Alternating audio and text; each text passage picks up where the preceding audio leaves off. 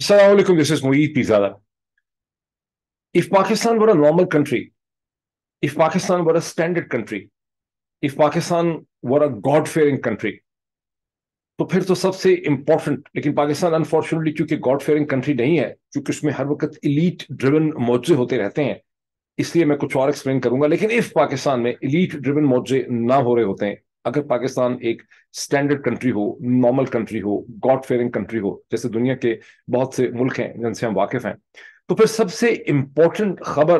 The development of the day, वो होनी चाहिए जहां प्राइम मिनिस्टर शहबाज शरीफ लाहौर में होते हैं। लाहौर में कैबिनेट की एक मीटिंग संडे के दिन, छुट्टी के दिन कॉल करते हैं, जो बहुत कम कॉल की जाती है। ऐसी मीटिंग्स इमरजेंसी में या हालत जंग में कॉल की जाती हैं, लेकिन वो मीटिंग कॉल करते हैं और मीटिंग के अंदर उनके कैबिनेट मेंबर जो हैं वो वर्चुअल लिंक्स के जरिए, मीडिया लिंक्स यानी जूम और डिफरेंट लिंक्स के जरिए शामिल होते हैं। और उसके बाद प्राइम मिनिस्टर शहबाज शरीफ ने जो फैसला करना है, वो फैसला क्या करना है वो फैसला नहीं करते। वो फैसला उन्होंने करना था इस हवाले से कि 9 अप्रैल थी, उनके ऊपर ये प्रेशर है कि 4 अप्रैल 2023 को सुप्रीम कोर्ट पाकिस्तान ने अपने लैंडमार्क डिसीजन में वफाकी हुकूमत को, जिसके हेड जनाब शहबाज शरीफ साहब है, ये हुक्म दिया है कि आप इलेक्शन कमीशन ऑफ पाकिस्तान को as per the requirements of the election commission of Pakistan, जो इलेक्शन कमीशन ऑफ पाकिस्तान ने खुद अपना केस जो है इस्टेब्लिश किया कि हमें 21 बिलियन रुपया चाहिए इलेक्शन करवाने के लिए केपी पंजाब में, तो वफाकी हुकूमत को हुक्म दिया सुप्रीम कोर्ट ने कि ये पैसे आप पूरे कर दें।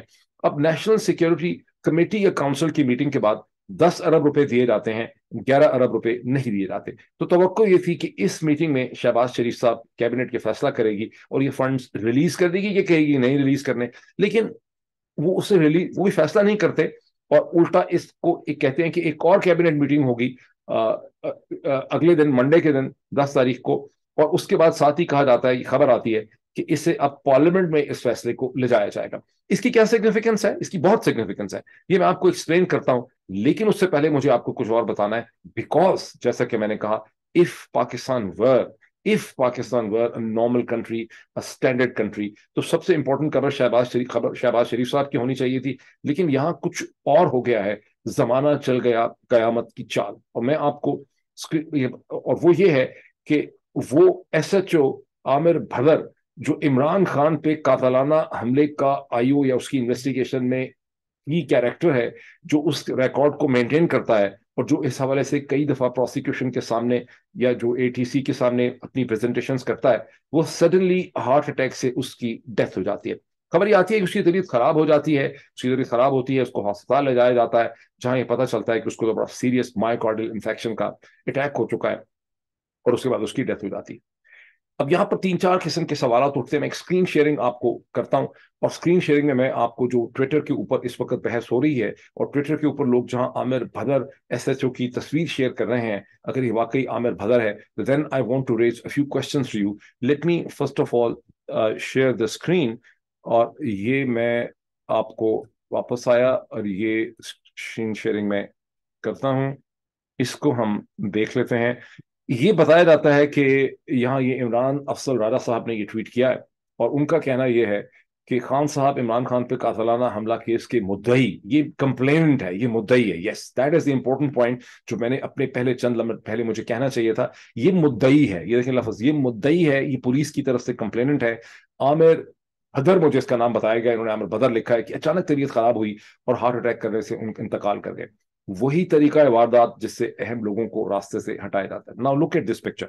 ये है आमिर भदर एसएचओ। अगर ये तस्वीर इसकी रीसेंट पिक्चर है, गुज़श्ता चंद महीने की खींची गई पिक्चर है और 20 साल पुरानी पिक्चर नहीं है, तो फिर सवाल ये उठते हैं for all the doctors across the world, और जो अमेरिका में, बरतानिया में, ऑस्ट्रेलिया में, न्यूजीलैंड में, कनाडा में, पाकिस्तान के डॉक्टर तो बेचारे मजबूर हैं, सच बोल ही नहीं सकते। वहां तो सूरत हाल ये है कि पोस्टमार्टम की रिपोर्ट आने के बाद एक डॉक्टर ये कहता है, वो सारी पोस्टमार्टम की रिपोर्ट जब आती है जिले शाह की, तो वहां पर हॉस्पिटल का एक डॉक्टर, बाद में जो एडमिनिस्ट्रेटर है, वो कहता है कि नहीं, ये एक्सीडेंट से, वो पोस्टमार्टम की रिपोर्ट पढ़ें और उसके बाद डॉक्टर साहब की डिटर्मिनेशन देखें। तो पाकिस्तान के डॉक्टरों पे, फॉर रीजंस अंडरस्टैंडेबल, अल्लाह ही उन पर रहम कर सकता है। लेकिन ये आप तस्वीर देखें, और फॉर ऑल मेडिकल प्रोफेशनल्स, इसकी उम्र देखें, اب کوشچن یہ اٹھتا ہے کہ کیا اسے کوئی یہ کینسر ٹریٹمنٹ لے رہا تھا جس کی وجہ سے اس کو ہارٹ اٹیک ہو سکتا ہے؟ کیا اس کی پری ایگزسٹنگ کنڈیشن اور میڈیکل ہسٹری ہے کہ اس کو انجائنا کی تکلیف رہتی تھی، اس کو پہلے کچھ اٹیک ہوئے تھے، اس کی بڑی اسٹرانگ فیملی ہسٹری تھی، اس کا باپ اس کا بھائی جو ہے بڑی جوان عمر میں ان پہ ہارٹ اٹیک ہوا تھا، یا اس کو ایڈوانس انکنٹرول ڈائبٹیز تھا جس کے لیے یہ بہت انسولین کی ہیوی ڈوزز لے رہا تھا، اس کی بلڈ شوگر بہت زیادہ تھی، یا پھر یہ سوال اٹھتا ہے کہ کیا کسی نے اس کو کوئی ایسا ٹاکسن کھلایا ہے، یہ انجیکٹ کیا ہے، اور ایسے بے تحاشا ٹاکسن موجودہ عصر حاضر دنیا میں پائے جاتے ہیں جن کے جسم میں داخل ہو جانے سے ان کو کسی بھی سلسلے سے جسم میں داخل کیا جا سکتا ہے، گیسٹرو انٹسٹائنل سسٹم یعنی خوراک کے ذریعے، دودھ کے ذریعے، پانی کے ذریعے خوراک میں ڈالا جا سکتا ہے، یا ہاتھ جب کسی سے کوئی شخص ملاتا ہے تو ایک پن پنکچر جو اگر موویز میں بہت دیکھ سکتے ہیں کہ ایک پن سائز پنکچر جو بالکل آپ کو احساس بھی نہیں ہوتا، ایک رگڑ ہوتی ہے، اس کے ذریعے وہ ٹاکسن جسم میں داخل ہوتا ہے جو فوری کارڈک اریسٹ بھی کر سکتا ہے اور کئی ہفتوں کے بعد بھی کارڈک اریسٹ کر سکتا ہے۔ یہ ایک پرنسپل کوشچن ہے، میں یہاں پہ اسٹاپ شیئرنگ کرتا ہوں، جو ہمارے سامنے اس وقت آ کے کھڑا ہو جاتا ہے۔ یہ سوال ہمارے سامنے کیوں کھڑا ہوتا ہے؟ اس لیے کہ جب سے یہ حکومت آئی ہے اس کے بعد سے بہت سی سیریز آف ڈیتھس ہوئی ہیں۔ ہر ڈیتھ کو آپ ایکسپلین کر سکتے ہیں کہ اس کی یہ وجوہات ہوں گے، یہ وجوہات ہوں گے، لیکن جب آپ ان کو اس کی انٹائرٹی میں دیکھتے ہیں، ایک سیریز میں دیکھتے ہیں، تو پھر یہ سوال ہوتا ہے کہ اس مملکت خداداد میں جسے اللہ کے نام کے اوپر بنایا گیا تھا، جسے اسلام کے نام کے اوپر بنایا گیا تھا، یہاں آخر ہو کیا رہا ہے؟ بیکاز جو ہو رہا ہے وہ کسی کو انسیڈنس کے اندر، کسی اسٹینڈرڈ پریکٹس کے اندر، کسی ریگولیرٹی نارمل صورتحال کے اندر ایکسپلین نہیں ہو سکتا۔ میں آپ کے سامنے چند نام لیتا ہوں۔ گلزار احمد ایک وٹنس ہے رمضان شوگر مل کا، اس کی مسٹیریس ڈیتھ ہوتی ہے، بتایا جاتا ہے اس کو قلب، حرکت قلب اس کی جو ہے وہ بند ہو گئی ہے، وہ ایک وٹنس ہے رمضان شوگر مل میں شریف خاندان کے کیس میں۔ پھر مزمل راجہ جو ہے وہ بھی رمضان شوگر میں ایک وٹنس ہے، اور وہ انفیکٹ وہ جو اکاؤنٹس ہیں جو سائٹ کیے ہیں ایف آئی اے نے جہاں سے پیسے وڈرا کیے جاتے ہیں، اس اکاؤنٹ کا وہ مالک ہے، اس کی مسٹیریسلی ڈیتھ ہو جاتی ہے، بتایا جاتا ہے کہ حرکت قلب سے اس کی ڈیتھ ہو گئی ہے۔ غلام شبیر بے نامی دار ہے، وہ اکاؤنٹ ہولڈر ہے جس کے اندر پیسے آ رہے ہیں بہت بڑی تعداد میں، چونکہ فیڈرل انویسٹیگیشن ایجنسی ایف آئی اے کا کیس ہے۔ کوئی اس طرح سے اگر ایف بی آئی کے وٹنسز مرنے لگ جائیں، ذرا سوچیں، اس طرح سے اگر federal bureau of investigation F B I کے وٹنسز مرنے لگ جائیں، اگر اس طرح سے ہندوستان کے اندر جو ان کی پریمیئر انٹیلیجنس یعنی انویسٹیگیشن ایجنسی ہے پولیس کی، اس کے وٹنسز اتنی زیادہ تعداد میں مرنے لگ جائیں تو کچھ سوال اٹھے گا۔ لیکن پھر اس کے بعد نام لیتا ہوں مقصود چپڑاسی، جو کہ لانڈرڈ منی کے حوالے سے ایک وٹنس ہے، بہت امپورٹنٹ ہے، دبئی میں مسٹیریسلی بتایا جاتا ہے اس کی ڈیتھ ہوتی ہے۔ ایک دن ایک وکیل صاحب مجھے کہنے لگے ہنس کے کہ اس کی ڈیتھ شاید ہوئی بھی نہیں ہے، صرف اعلان کر دیا گیا، کسی نے انویسٹیگیٹ نہیں کیا، کسی نے اس کی لاش نہیں دیکھی، اس کا کوئی جنازہ کسی کو نہیں پتا، آئی ڈونٹ نو۔ اس کے بعد ڈاکٹر رضوان، ٹھیک ہے، ہارٹ اٹیک سے ان کی ڈیتھ ہوتی ہے، میرے نالج میں ہے، مجھے بتایا گیا ہے کہ وہ کینسر ٹریٹمنٹ کر رہے تھے، لیکن جس قسم کی ٹریمینڈس سٹریس میں وہ تھے، اب ان کی کینسر ٹریٹمنٹ کے ڈرگس کے سائیڈ افیکٹ سے ڈیتھ ہوئی ہے، یا یہ چونکہ کہ جو ان پہ پریشر ڈالا گیا تھا اس کے نتیجے میں ان کی ڈیتھ ہوتی ہے۔ عمران رضا انویسٹیگیٹنگ آفیسر ہے رانا ثناء اللہ صاحب کے کیس میں، بتایا جاتا ہے کہ اس کو اتنی سٹریس تھی کہ اس نے خودکشی کر لی۔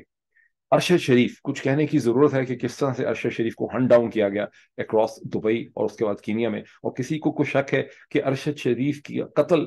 جن سرکمسٹانسز میں ہوا، جس کو بار بار حادثہ بتانے کی کوشش کی جاتی ہے، وہ محض ایک حادثہ ہے یا وہ ایک پلانڈ مرڈر ہے جس کے تانے بانے صرف پاکستان سے ملتے ہیں؟ ورنہ جب میں نے آپ کے سامنے نام لیا گلزار احمد کا، مزمل راجہ کا، غلام شبیر کا، مقصود چپڑاسی کا، ڈاکٹر رضوان کا، ڈاکٹر رضوان کے ساتھ بڑا گہرا تعلق تھا ارشد شریف کا، ڈاکٹر رضوان بتایا جاتا ہے share lot of documents and information, پوری فائل انہوں نے دی ہوئی تھی ارشد شریف کو، پھر عمران رضا اور اس کے بعد ارشد شریف۔ تو اس میں بلکہ انفیکٹ آپ کو یہ سوچنے میں بھی مدد ملتی ہے بہتر طور پہ کہ ارشد شریف اکیلا ہی نہیں ہے اس پورے سیریز میں کہ آپ کہیں کہ کینین پولیس سے کوئی مس انڈرسٹینڈنگ ہو گئی روڈ بلاک میں یا کچھ اور ہو گیا۔ یہ ایک سیریز ہے مسٹیریس ڈیتھس کی، ایک کو آپ ایکسپلین کر سکتے ہیں، دو کو آپ ایکسپلین کر سکتے ہیں کوانسیڈنس میں، شاید تین کو کر سکتے ہوں، لیکن اتنی درجن بھر جو جب آپ کے سامنے آتی ہیں اور پتہ نہیں کتنی ہے ہمیں نہیں پتا۔ اچھا، اب یہ کہانی صرف اتنی نہیں ہے پاکستان کی تاریخ میں۔ 1996 سپٹمبر میں جب مرتضی بھٹو کے اوپر کا قتل ہوا لاہور میں،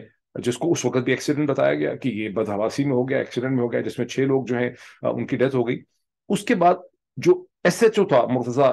مرڈر کیس میں، جس کے اوپر الزام تھا، جو پرنسپل اور زخمی بھی ہوا تھا اس کیس میں، اور اس کے زخم کے بارے میں یہ تھا کہ اس نے اپنے آپ کو سیلف انجر کیا ہے، نام اس کا سیال تھا۔ چند دنوں کے اندر اندر جب وہ حراست میں تھا، پالٹری اس کو کسی جگہ پہ ڈیٹین کیا ہوا تھا، وہاں پہ وہ اپنے آپ کو سروس ریوالور سے کہا جاتا ہے کہ گولی مار کے خودکشی کرتا ہے۔ اور اس کے بعد ایک بحث چھڑتی ہے کہ وہ خودکشی تھی آؤٹ آف اسٹریس یا اس کو ایلیمینیٹ کیا گیا, اس کو راستے سے ہٹا دیا گیا. ایک اور انسپیکٹر ذیشان کاظمی جو ہے وہ مسٹیریسلی 2005 میں, وہ بھی اس کیس میں ایک وٹنس ہے, اس کو 2005 میں, وہ بھی انڈر ٹرائل ہے, وہ بھی اس لسٹ کے اندر ہے, 2005 میں اس کو وہ بھی سیریسلی ہی شاٹ ڈیڈ, وہ بھی راستے سے فارغ ہو جاتا ہے. اور پھر ذہن میں رکھیں کہ آصف علی زرداری صاحب کے خلاف یہ کیس جو ہے یہ چل رہا تھا اس وقت, اور ایک سنگل ممبر بینچ نے سندھ ہائی کورٹ کے 2008 میں آصف علی زرداری کو اس کیس سے فائنلی ایکوٹ کیا. کیسز پاکستان میں ارریلیونٹ ہو جاتے ہیں کچھ عرصے کے بعد, لیکن ایکوٹل جو ہے فائنل وہ نہیں عدالتیں کرتی, بہت لٹکا کے جب پولیٹیکلی پاسبل ہوتا ہے, چیز ٹھنڈی ہو گئی ہوتی ہے,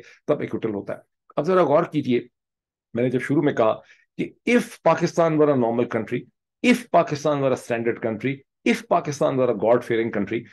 دنیا میں کتنے ایسے ملک ہیں مجھے نہیں پتا, کیا دنیا میں کوئی ایسے بھی ملک ہیں جہاں کسی شخص جس کے اوپر ایک دو نہیں ملٹیپل مرڈرز کے الزام ہوں, ایف آئی آرز کٹی ہوں, وہ بعد میں اس ملک کا پریزیڈنٹ بن جائے, اس کے سیاہ و سفید کا مالک بن جائے, اس ملک کی بیوروکریسی کو پروموٹ کرے, پلیس کرے, اس کے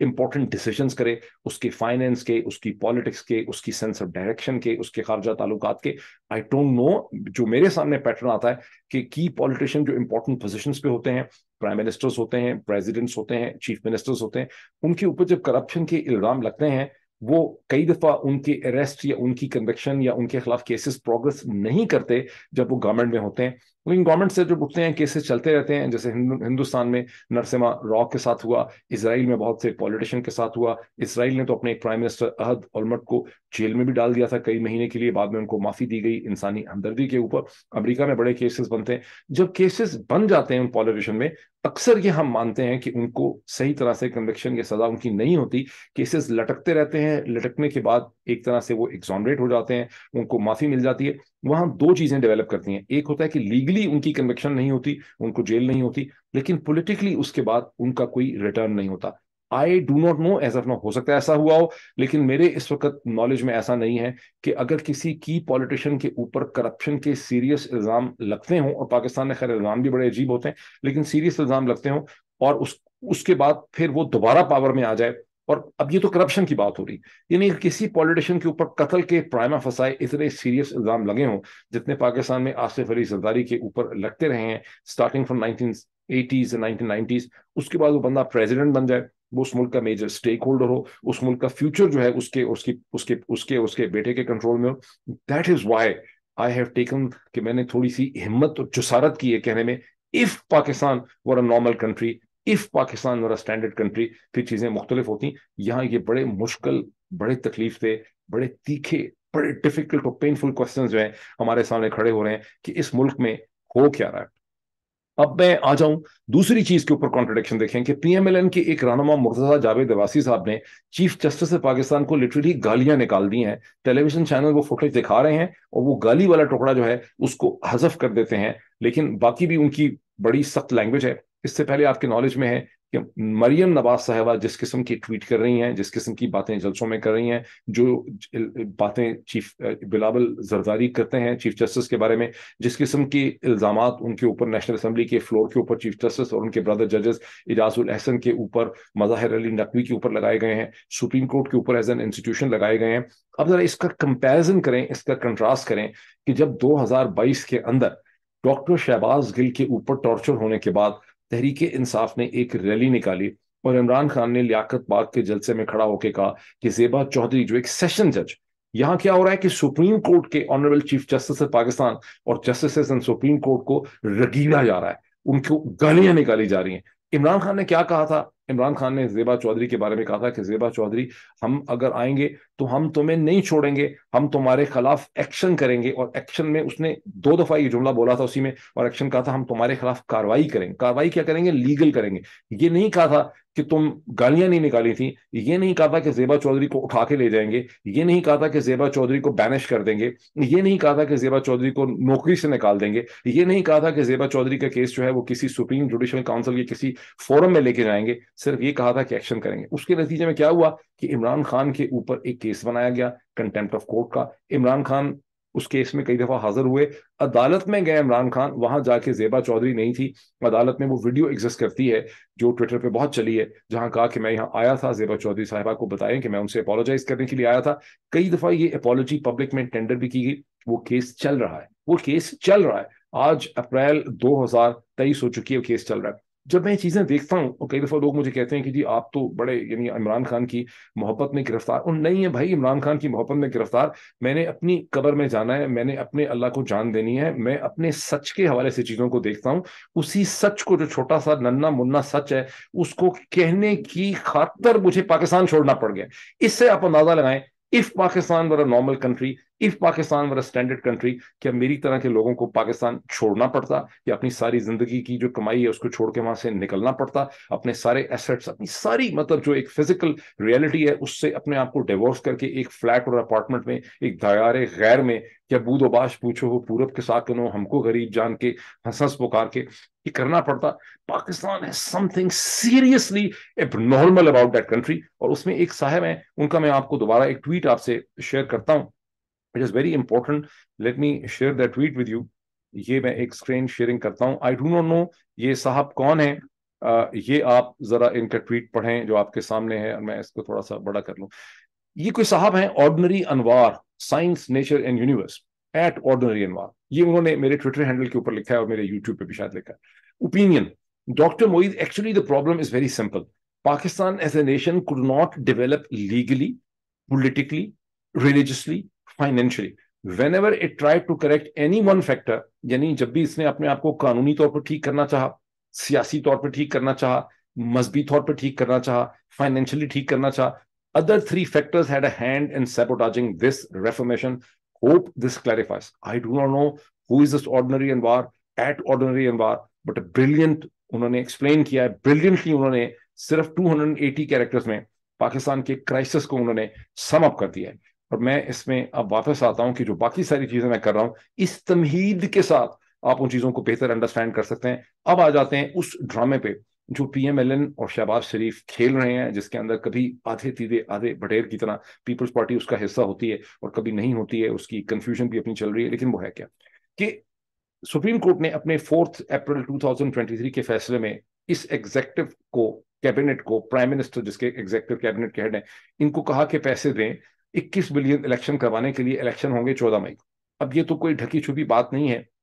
کہ یہ شوٹے مار رہے ہیں, نعرے مار رہے ہیں کہ ہم نے یہ الیکشن نہیں کروانے, نہیں ہونے دینے الیکشن. اور سارا جھگڑا اس لیے ہے کہ الیکشن ہو جائیں گے تو ان کی تصویر سامنے آ جائے گی, الیکشن ہو جائیں گے تو حقیقت واضح ہو جائے گی. یعنی ویسے تو شرم ہے ہی نہیں کوئی پاکستان میں کسی کو بھی شرم آیا, لیکن الیکشن سے تو بالکل ہی کلیئر ہو جائے گا کہ ان کی ٹوٹل یہ 2 درجن سیٹیں لیں گے پنجاب میں. میرا انالیسس یہ ہے کہ پی ایم ایل این کی 2 درجن سے زیادہ سیٹیں, شاید ہی تھوڑی سی 2 درجن سے زیادہ سیٹیں, اس سے زیادہ اس وقت ان کی سیاسی اوقات نہیں ہے. سو ریئلٹی کیا ہے کہ عوام ان کو رد کر چکے ہیں, اس ریئلٹی سے یہ خود واقف ہیں. اس حقیقت کا یہ چاہ رہے ہیں کہ میڈیکل رپورٹ نہ آ جائے. یہ ایسے ہے جیسے ایک آدمی کی خدا نہ خواستہ کسی کی کینسر رپورٹ آ جاتی ہے, وہ ڈاکٹر کو مار دیتا ہے, ڈاکٹر کو بدل دیتا ہے, لیبارٹری کو اڑا دیتا ہے. یہ وہ سب وہ تماشا کرنے کے لیے اس وقت لگے ہوئے. بہرحال تو کیبنٹ میٹنگ انہوں نے کی. کیبنٹ میٹنگ میں انہوں نے فیصلہ کیا کہ اگلی کیبنٹ میٹنگ ہوگی, مطلب سب اکٹھے ہو کے. اب اس کیبنٹ میٹنگ میں انہوں نے بنیادی طور پر کیا فیصلہ کیا, اس کی اہمیت کیا. یہ کہتے ہیں ایک اور کیبنٹ میٹنگ ہوگی, اس کیبنٹ میٹنگ کے بعد یہ مسئلہ کہ پرائم منسٹر کو فنڈز ریلیز کرنے ہیں, منسٹری فائنانس کو, اسحاق ڈار کو, یہ مسئلہ جو ہے اسے ہم پارلیمنٹ میں لے کے جائیں گے. اس کی پہلی امپلیکیشن یہ ہے کہ ان کو خوف یہ ہے کہ سپریم کورٹ 11 تاریخ کو جب الیکشن کمیشن کو کہے گی کہ آپ بتائیں کہ آپ کو کتنے فنڈ ملیں گے, اور الیکشن کمیشن وہاں پر ایک ڈرامہ کر کے منہ لے کے جائے گا, کہے گا ہمیں صرف 10 بلین ملے ہیں, 11 بلین اور ہمیں نہیں ملے ہیں, 21 بلین پورے نہیں ہوئے ہیں, الیکشن نہیں ہو سکتے. تو پھر خطرہ یہ ہے ان کو, ان کے ذہن پہ تلوار لٹک رہی ہے کہ پرائم منسٹر شہباز شریف اور فائنانس منسٹر اسحاق ڈار جو ہیں ان کو کورٹ کنٹمپٹ کے چارجز میں فریم کر سکتی ہے. اس کی پیشبندی کرنے کے لیے ایک خبر یہ بھی اڑ رہی تھی, باقاعدہ ایکسپریس ٹریبیون کی ایک سٹوری لگی ان کی کیبنٹ میٹنگ سے پہلے, کہ اس کیبنٹ میٹنگ میں یہ بھی غور کیا جائے گا کہ جو کنٹمپٹ کا لا ہے جس کے تحت عدالتیں کنٹمپٹ کے چارجز فریم کرتی ہیں سپریم کورٹ دوارا, اس لا کو بھی بدلا جائے. تاہم جب کیبنٹ کی میٹنگ ہوئی ہے, ورچوئل میٹنگ جو ہوئی ہے لاہور سے, تو کنٹمپٹ لا کے حوالے سے کوئی خبر نہیں آئی کہ یہ چیز وہاں ڈسکس ہوئی ہے یا نہیں ہوئی. یہ فیصلہ ہوا ہے کہ ہم اس کو پارلیمنٹ میں لے کے جائیں گے. اب یہ کیا کر رہے ہیں کہ یہ سارا ملبہ پارلیمنٹ کے اوپر پھینک رہے ہیں, جس کو یہ خود کنٹرول کرتے ہیں. اور پارلیمنٹ بھی کس قسم کی ہے, پارلیمنٹ بالکل موتھ ایٹن ہے, آدھی پچدھی ٹوٹی پھوٹی پارلیمنٹ ہے جس کے ٹوٹل ممبر تو ہونے چاہیے تھے 342، لیکن وہ آدھی ہے، اس کے 174 ٹوٹل ممبر اس کے اندر بیٹھے ہوئے ہیں، اور اس کے اندر کوئی opposition for all practical purposes exist نہیں کرتی. جو اپوزیشن ہونی چاہیے تھی وہاں پہ، جب وہ وہاں سے نکل گئی اس وجہ سے کہ وہ چاہتے تھے کہ الیکشن ہو، اس کی ڈیمانڈ میں جان ڈالیں، جب انہوں نے اس سال چند ہفتے پہلے واپس آنے کی کوشش کی for their own political strategy, تو انہوں نے ان کو نہیں آنے دیا. جب وہ پہلے چلے گئے تھے فار دیئر پولیٹیکل ریزنس، انہوں نے اس وقت ان کی ریزگنیشن ایکسیپٹ نہیں کی، بیکاز ریزگنیشن ایکسیپٹ کرتے تو ان کو لارج اسکیل میں ایک منی الیکشن کرنا پڑتا اور الیکشن فورس ہو جاتے.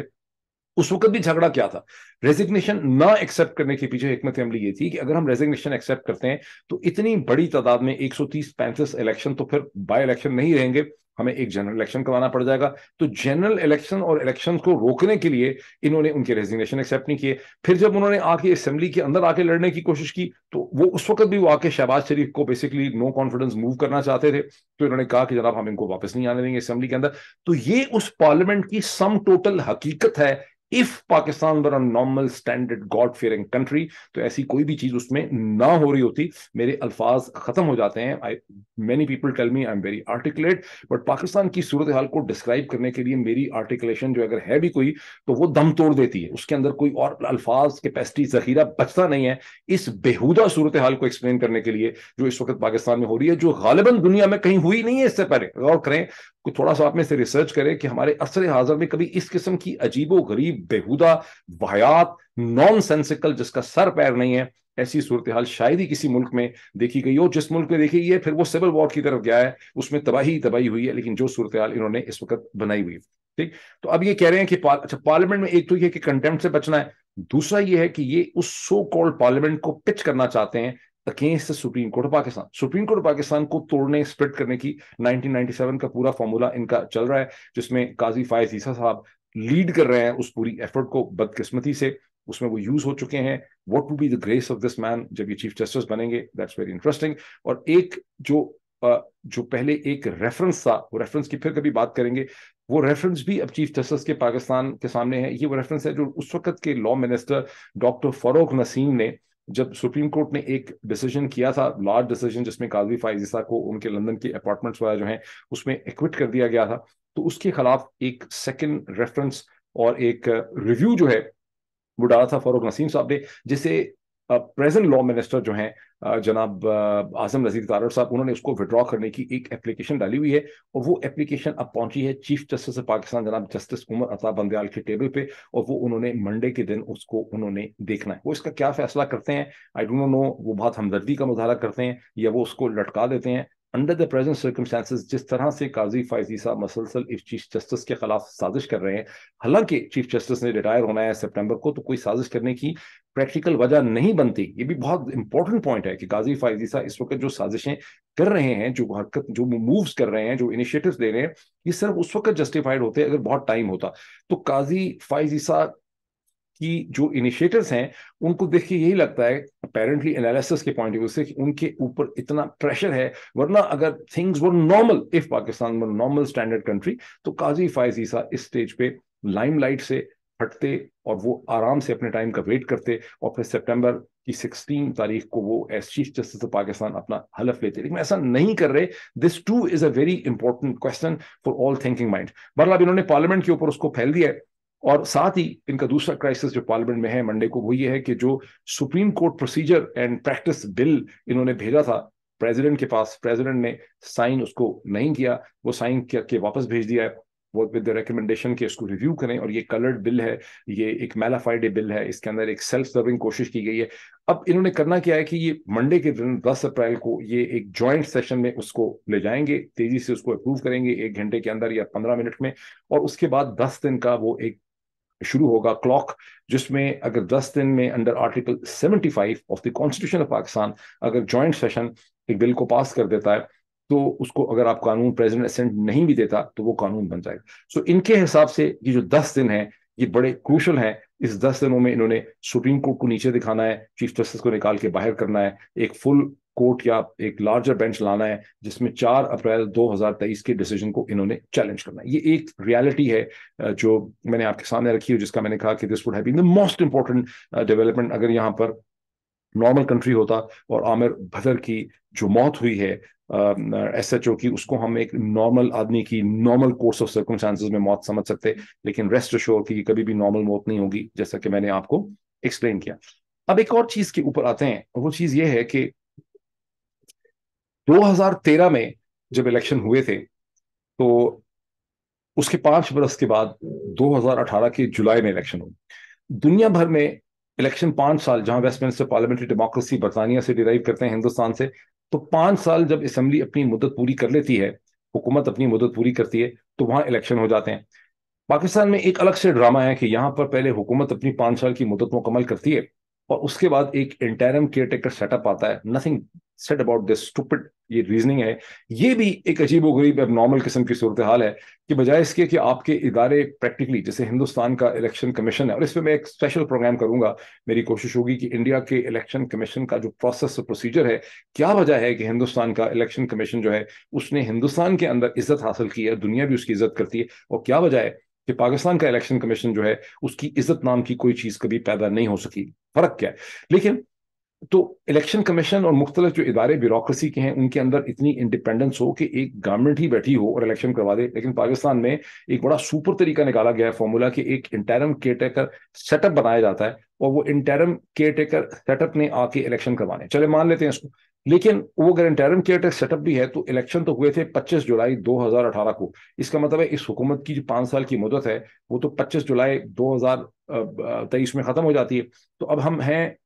10 اپریل پہ ہم آ چکے ہیں، 20 دن اپریل کے رہ گئے، 30 دن اس کے بعد رہ گئے مئی کے، 31 دن، پھر اس کے بعد 30 دن رہ گئے جون کے، اس کے بعد جولائی. تو یہ حکومت نے تو جولائی میں ویسے بھی ختم ہو جانا ہے. یہ تو بیسکلی کوئی میرا خیال ہے 80-90 دن بنتے ہوں گے ٹوٹل درمیان میں. ان 89 دنوں میں، یہ بھی میں کوشچن آپ کے لیے چھوڑ رہا ہوں، ان 89 دنوں کے اندر یہ کیا کرنا چاہتے ہیں؟ یہ دیکھیں کتنا بڑا سوال ہے. اس کو لوگ نہیں اٹھاتے ٹیلی ویژن کے اوپر، میڈیا میں، اخبارات میں، اداریوں کے اندر انالیسس میں نہیں اٹھاتے کہ یہ جو 80-90 دن ہیں، اگر یہ نارمل کورس میں الیکشن ہونے ہی ہیں، ان کی اسمبلی کی مدت ختم ہو جاتی ہے، کچھ بھی کر لیں، تو یہ 89 دنوں میں کیا کر لیں گے؟ یہ 89 دنوں میں عمران خان کو پولیٹیکلی ختم کرنا چاہتے ہیں، اس کو زندگی ختم کر دینا چاہتے ہیں، اس کو کسی کیس کے ذریعے ایلیمنیٹ کر دینا چاہتے ہیں، یا ان 89 دنوں کے اندر اندر یہ سپریم کورٹ کا کمپلیکشن بدل کے اپنی مرضی کا ایک چیف جسٹس لا کے وہاں ایک رپڑ ڈال کے with the help of the army chief general Asim Munir یہ ایک ایمرجنسی کی صورتحال پیدا کرنا چاہتے ہیں. یہ کہنا چاہتے ہیں کہ موجودہ سرکمسٹانسز میں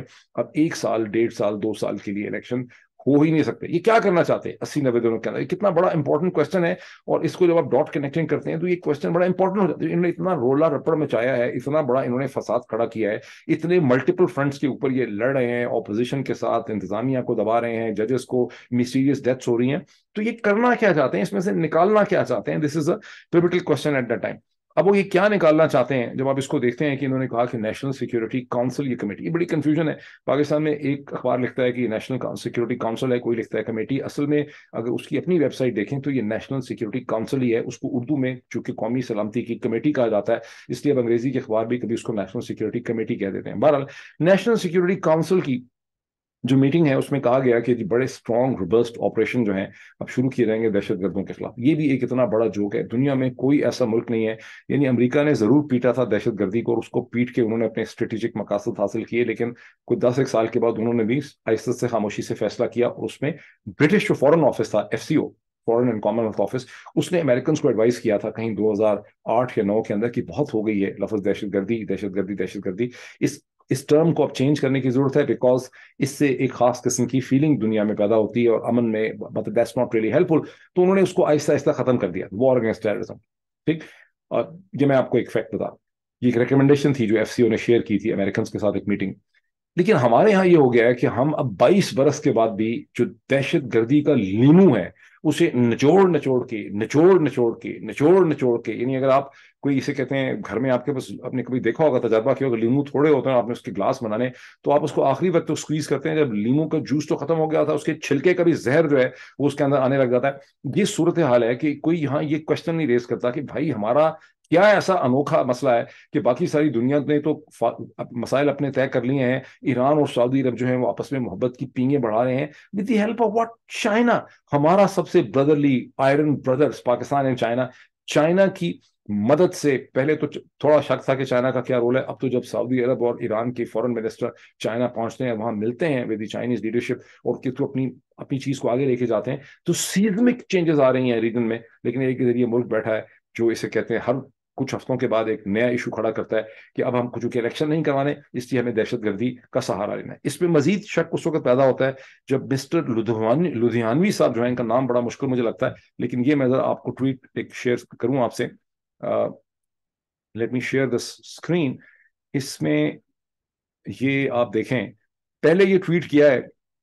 جناب شہباز بدر صاحب نے, میں نہیں جانتا کون ہے. احمد لدھیانوی اچانک سرکاری ٹی وی پر کیسے پھکٹ ہو گیا, پرکھٹ ہو گیا.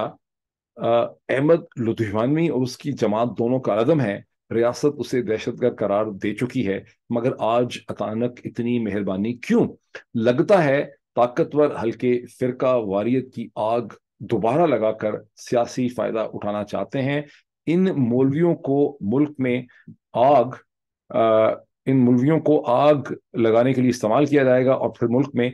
فساد کرا کے سیکیورٹی کے ایشوز کھڑے کیے جائیں گے تاکہ الیکشن جو ہیں وہ نہ ہو سکیں. اور اس میں اگر میں دوبارہ یہ دیکھوں, بہرحال یہ اس میں اوپر بیسکلی میں دکھانا یہ چاہتا تھا کہ احمد نورانی صاحب نے بھی اس کے اوپر کامنٹ کیا تھا, لیکن جب میں اسے کھیل رہا تھا تو وہ ان کا کامنٹ اس میں سے ڈسپیئر ہو گیا. احمد نورانی جو امریکہ بیسڈ جرنلسٹ ہیں, انہوں نے اس کے اوپر یہ لکھا تھا کہ اللہ ہی اس ملک کا حافظ ہے, مطلب ایسی چیزیں تو کبھی پی ایم ایل نے پہلے نہیں کی تھی جو اب اس وقت ہو رہی. اس کے ساتھ ہی ٹیلی ویژن کے اوپر ایک فوٹیج چل رہی ہے جس میں پنجاب کے شجاعت ترین بہادر ترین ٹوشس جو کیریکٹر ہیں, سب سے دلیر جو پنجاب کا افسر ہے جناب کیپٹن عثمان انور صاحب جو ہیں, وہ جو مجھے کم از کم نظر آیا, مجھے لگا وہ انہوں نے ایک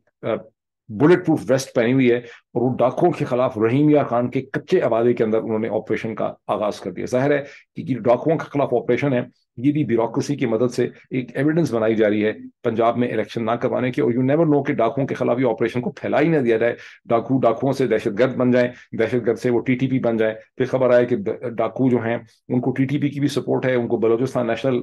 آرمی جو ہے اس کی بھی سپورٹ حاصل ہے, اور پھر ان کو ہندوستان کی بھی سپورٹ حاصل ہے, اور امریکہ اور اسرائیل سب مل کے ڈاکوؤں کے پیچھے کھڑے ہیں اور اس کے ذریعے پنجاب کو ڈیسٹیبلائز کر رہے ہیں تاکہ امریکہ اسرائیل ہندوستان مل کے اس حکومت کی مدد کریں گے تاکہ یہاں پہ الیکشن نہ ہو سکیں, تاکہ عوام کو نہ سنا جا سکے. تو یہ وہ ساری صورتحال ہے اس وقت جہاں 9 تاریخ کے دن کا اختتام ہوتا ہے. لیٹس سی کہ 10 تاریخ کو یہ لوگ کیا گل کھلاتے ہیں, پھر ہم اس کا انالیسس کریں گے. Thank you. Till then.